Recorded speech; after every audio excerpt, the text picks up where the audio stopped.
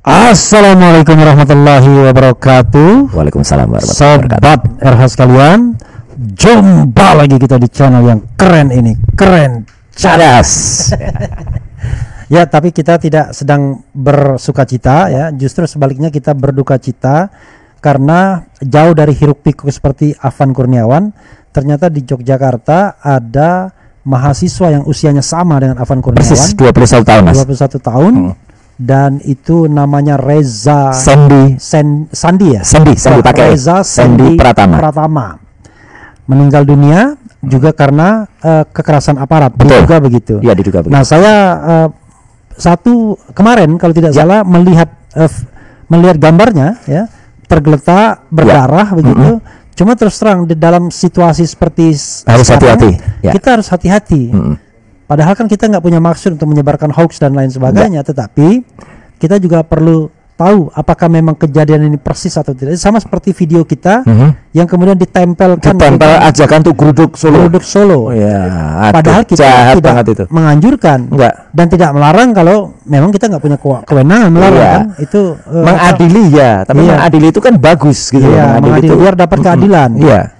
Nah, kalau sekarang ini kan bukan keadilan, tetapi ini street justice, keadilan jalanan. Jadi kita tidak mendorong street justice, kita dorong pengadilan yang benar-benar demi keadilan. Dan pemakzulan yang sesuai dengan konstitusi. Ya, pemakzulan dengan konstitusi. Mas Roy, kita belum bicara mengenai adili Jokowi dan memakzulkan Fufu Fafa ya. Karena ini oleh-oleh yang barusan saya datang. Mas Roy baru datang dari Yogyakarta. Ya. Saya kira sambil menyanyikan lagunya Club Project barangkali ya.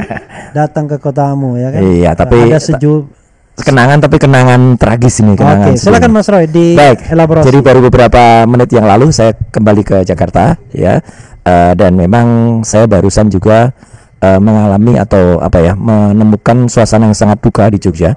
Itu ketika berada di Kapeneman Jaten ya, itu di Sendang Adi di Sleman. Itu adalah rumah dari Pak Yayan Surono. Yayan Surono ini adalah ayah dari almarhum Reza Sandi Pratama. Reza Sandi Pratama adalah mahasiswa semester 5. Dia angkatan 2023, seorang mahasiswa Amikom, Akademi Mahasiswa Ilmu Komputer ya dan Komunikasi di Yogyakarta. Amikom itu kampus cukup terkenal. Dan ceritanya sekali lagi turut berduka Pak Yayan ya, saya sudah ketemu langsung. Enggak, lain Stikom ada sendiri, Amikom ada sendiri. Amikom itu dulu kampusnya Pak Purdi Chandra dulu. Ya, jadi itu cukup terkenal kampusnya. Dan ceritanya adalah minggu malam itu almarhum Reza itu pamit kepada Pak Yayan ya. Malam minggunya pamit. Sabtu malam ya, pamit kepada Pak Yayan ya untuk katanya mau cari kopi di Tugu. Gitu. Nah, cuman ya itulah pertemuan beliau terakhir dengan putranya. Karena pagi-pagi kemudian minggu pagi itu ada yang datangi rumah Pak Yayan ya, membawa identitas dari Mas Reza Sandi Pratama. Dan dikatakan Mas Reza itu mengalami sesak nafas gitu katanya di Rumah Sakit Umum Pusat Dr. Sarjito di Bulak Sumur di UGM. Nah, singkat kata Pak Yayan berangkat itu masih dengan harapan menemukan putranya itu, dan nggak tahu kalau itu akhirnya bercerita ikut peristiwa Sabtu malam. Karena ini sebagai background semuanya ya. Sabtu malam itu ada protes, ada demonstrasi di depan markas Polda Daerah Istimewa Yogyakarta. Polda DIY itu ada di Ring Road Utara. Itu tempat ketika beberapa minggu yang lalu sahabat kita Resmond Hasilan Sianipar dan Dokter Taufik itu melaporkan Joko Widodo ya. Dan tempat SPKT, Sentra Pelayanan Kepolisian Terpadu itu sekarang juga sudah terbakar itu yaitu di Mapolda. Saya nggak tahu nanti alasannya laporannya nggak diteruskan karena terbakar laporannya juga bisa. Iya, itu. Nah, tapi singkat kata saya kembali ke cerita soal almarhum Reza ya. Sekali lagi saya sangat berduka, dan di suasana itu pagi itu Rumah Sakit Sarjito mengatakan sudah mencoba melakukan resusitasi. Resusitasi itu ya kebetulan saya MKes Mas gitu. Jadi itu upaya untuk pemberian nafas dan kemudian perpanjangan hidup ya itu untuk almarhum, tapi ternyata tidak berhasil. Dan ini yang membuat saya sesek ya. Pak Yayan Surono kemudian menyaksikan putranya ketika terbujur kaku itu Mas. Itu ternyata almarhum itu dalam kondisi kepala dan lengannya itu disleksia. Disleksia itu tergeser dari posisinya. Jadi itu ada suatu kekerasan. Pasti ada benturan keras. Benturan keras, dengan benturan keras. Tapi kalau ada saya harus bilang apa adanya. Kalau ada isu atau ada menyatakan dia tertembak, enggak ada. Ditembak dengan dengan peluru tajam enggak ada. Ayahnya bilang enggak. Ayahnya bilang enggak. Ya, tapi bahwa ada luka-luka yang cukup banyak, ya. Dan ini agak menyedihkan, ya. Di perutnya katanya ada bekas sepatu. Gitu loh, ada injakan dari bekas karena itu kotor, ya, jadi itu masih kelihatan. Tapi ini yang kemudian banyak ini, Mas, yang menyesalkan desakan untuk melakukan otopsi, ya, gitu, tetapi keluarga menyatakan tidak usah, karena kita hormati keluarga menyatakan kalau toh percuma diotopsi juga tidak akan bisa mengembalikan almarhum. Ya, jadi kita menghormati itu, makanya terus langsung siang hari itu, Minggu siang itu kemudian dimakamkan, ya. Tapi ini artinya, Mas, peristiwa ini setidaknya sudah ada bukan hanya 2, yang saya dengar ada 5 yang meninggal. 3 dari Makassar. Oh iya, ada di Makassar. 3 di Makassar, 1 itu staf DPRD, 1 lagi tapi agak-agak sepuh mereka. Saya tidak bisa cerita lebih lanjut karena saya bukan lihat langsung, ya. Tapi kalau yang di Jogja ini saya lihat langsung, ya, gitu. Saya nggak lihat jenazahnya, tetapi saya lihat di suasana Sekota Jogja, ya. Karena saya ke sana sudah dimakamkan, gitu. Dan kemudian bertemu dengan Pak Yayan Surono, yang tidak lain adalah ayah dari almarhum Reza. Pak Yayan juga, ini saya objektif, Pak Yayan juga mengucapkan terima kasih, ya, meskipun itu ada situasi yang tidak menguntungkan di depan Kapolda Jogja, tapi untuk Pak Kapolda Jogja, ya, Pak Irjen Polisi Anggoro Sukartono, ya, yang malam itu juga katanya sudah setelah pemakaman, ya, itu juga datang ketemu dengan Pak Yayan bersama dengan Danrem, ya, gitu, 072 Pamungkas, kemudian ada Bupati Sleman dan juga Kapolresta Sleman itu sudah ketemu, gitu. Cuman memang posisi di Sleman, ya? Iya, posisi di Sleman, Mas. Gitu. Jadi pemakamannya juga di Semangadi, itu juga di Sleman. Dan TKP-nya menurutnya adalah memang terjadi di depan markas Polda DIY ketika kejadian malam Minggu. Markas Polda DIY itu di Sleman? Di Sleman. Di Sleman, di Ring Road Utara Sleman. Udah masuk Sleman, ya? Ring Road masuk Sleman, ya. Memang kabarnya dalam waktu tidak lama Mapolda itu akan pindah, gitu, ya, dari situ. Tetapi sekarang masih ada di situ. Dan sekali lagi kita ingatkan, itu adalah tempat di mana Mas Rismon, Dr. Taufik itu membuat laporan waktu itu. Dia meninggal di tempat atau meninggal di rumah sakit? Kabarnya memang diangkat dari tempat itu sudah dalam kondisi, ya, kita nggak tahu apa. Saya tidak boleh mengira-ira, Mas, gitu. Tapi yang jelas di rumah sakit, kabarnya rumah sakit itu masih memberikan upaya untuk resusitasi itu, tapi tidak berhasil. Gitu. Jarak antara Mapolda DIY dengan rumah sakit Sarjito itu kira-kira, ya, 3-4 kilo. Lumayan jauh juga. Lumayan jauh, kan, Mas? UGM asli. Alunan, tenanan, gitu. Nah, jadi sekali lagi kita mengaturkan turut berbelasungkawa, ya, Mas Pak Yayan, ya, gitu. Teman-teman di Jakarta, kita penggerak juga tidak menginginkan tragedi ini terjadi, ya. Tapi juga ini bagusnya, Mas, kata hebatnya Jogja. Sebenarnya suasana Jogja itu mau panas hari ini, Senin ini, ya, gitu. Tapi mereka mengingat bagaimana keteladanan dan kenegarawanan seorang Gubernur Daerah Istimewa Yogyakarta. Yang juga Sultan, ya. Yang Sultan, Ngarsogalam Sri Sultan Hamengkubuwono ke-10 itu berani datang ke Mapolda Jogja, ya, pada saat peristiwa itu, gitu loh. Beliau ditemani 2 putrinya, ya, Gusti Kanjeng Ratu Condro Kirono, ya, dan Gusti Kanjeng Ratu Hayu, ya, itu datang melakukan, dan itu membuat suasana cepat sekali kondusif, reda. Ya, kalau nggak ada itu, ya, mungkin ini sama seperti peristiwa tahun 98. Tapi juga 98 dulu, Mas, itu saya ingat betul juga di Jalan Solo, Jalan Urip Sumoharjo, itu sempat ada mau pembakaran terhadap dealer mobil Timor waktu itu. Tapi Sultan waktu itu datang dengan mobil kijangnya, dan kemudian berdiri di atas mobil kijang, beliau menenteramkan masyarakat. Indonesia perlu, ya, bukan perlu Sultan, tapi perlu orang dengan seperti ini, berani turun ke lapangan, bukan malah sekedar duduk-duduk terima perwakilan ojol palsu, Mas. Ada yang itu, ya? Ada. Itu, ya, ditengarai palsu. Karena apa? Karena bajunya baru dan elit kelihatan. Elit, masa? Tapi mungkin ketua gengnya ojol mungkin, ya? Mungkin. Atau mungkin begitu datang dikasih seragam, yuk pakai Grab, yuk pakai Gojek, yuk pakai InDrive, yuk pakai, ada pembagian, gitu. Pakai Maxim. Nah, itu. Tapi baru. Oke, kita nggak usah ngomongin itu dulu deh. Tapi artinya sekali lagi ini duka dari Jogja. Oke. Mas Roy Ya. kalau kita lihat ya tadi kan Sultan gitu Ya. ya. Ada tulisan atau berita kelihatan betul yang namanya Prabowo itu lonely, sendirian. Betul. Ya. Ketika ada riot seperti ini, ada kemarahan rakyat, demo di mana-mana, tak ada satupun kata orang Malaysia yang tampil ke muka untuk membersamai atau untuk meredam, berani muncul. Yang ada adalah pada kabur semua ya kan? Nah, tapi sebenarnya gini. Gitu. Dan bahkan saya tambahkan, konon katanya bahkan Jokowi pun ikut kabur ke Medan. Iya, dia ke Medan, saya dengar. Gibran ada di wakil aja. presiden tidak ikut dalam pertemuan dengan ketua-ketua partai dan ketua-ketua lembaga. Itu Betul. kan agak aneh. Karena Prabowo di sampingnya itu ketua MPR dan terus ini saya baca di berita ya Mas, yang saya di Jogja waktu itu. Sebelah kirinya Megawati. Iya, Megawati, terus ada juga Bahlil ya di sebelah kirinya, terus ada Muhaimin Iskandar, terus ada Surya Paloh di sisi sana.